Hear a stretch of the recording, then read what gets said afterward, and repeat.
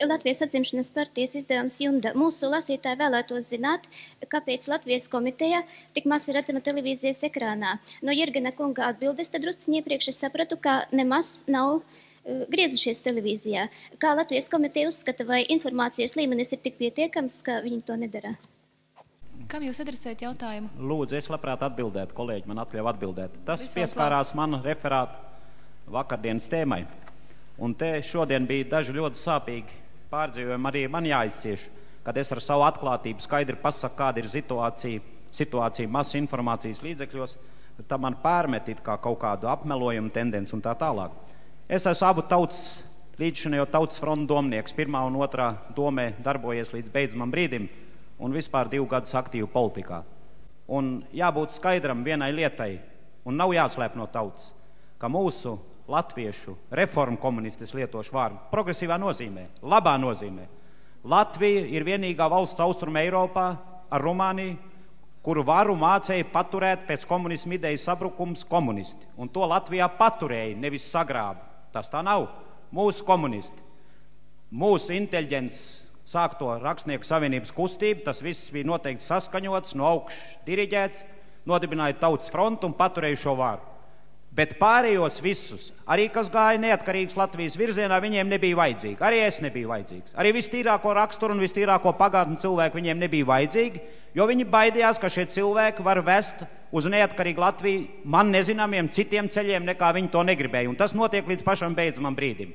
Un diemžēl arī latviešu inteliģencē, rakstniecībā, žurnalistikā liela daļa cilvēku, kā mēs zinām, un vadošos postiņos ir Latvijas bijušās komunistiskās partijas biedri, tagad daudz Latvijas neatkarīgās komunistiskās partijas biedri, un joprojām visai šai Latvijas komunistu reformu kustībai piederēja un pieder preses monopols visiem masu informācijas līdzekļiem. Es esmu uzrakstījis 2 gadu laikā 35 rakstus pa vēsturi, ekonomiku, ārpolitiku, lūdzu, visu vēl vārds rakstu un visu ieliek. Kā es uzrakstu šos jautājumus pa šiem, es nekur nedabonu iekšā, ieskaitot ļoti progresīvā avīzē kā Atmoda. Arī mums, Latvijas pilsoņu komitejai, ielausties iekšā, radiofonā, televīzijā, presē, tā kā to var Latvijas tautas fronti, mēs taču nedabonām ne 100 daļu tās publicitātes. Nu, kādēļ tas ir? Tādēļ, ka es vēlreiz uzsveru. Varbūt arī tas ir tamdēļ, ka latviešu tautas un Latvijas pilsoņu vairākums, acīm redzot, atbalsta šo tautas fronts centrisko līniju, šo mums no mūsu puses bailīgo konservatīvo, patreiz pat draudošo mūsu tautas līniju, jāatkāpsies un ies bāžu un konfederācijas virzienā tā tālāk. Un mums šo iespēju nedod līdz beidzamam brīdim. Pateikt tieši, kurš nedod un kur ir šie spēki, mēs jau nevaram, mums nav tāda informācija. Paldies! Es papildināšu konkrētāk, ja. Ziemā, vēl pirms kongresa delegātu vēlēšanām, mēs ar oficiālu vēstuli griezāmies pie Latvijas televīzijas un radio raidījuma komitejas priekšsēdētāja Lejas ar lūgumu regulāras pārraides televīzijā nodrošināt regulāru informāciju. Uz to mēs oficiālu atbildi nesaņēmām.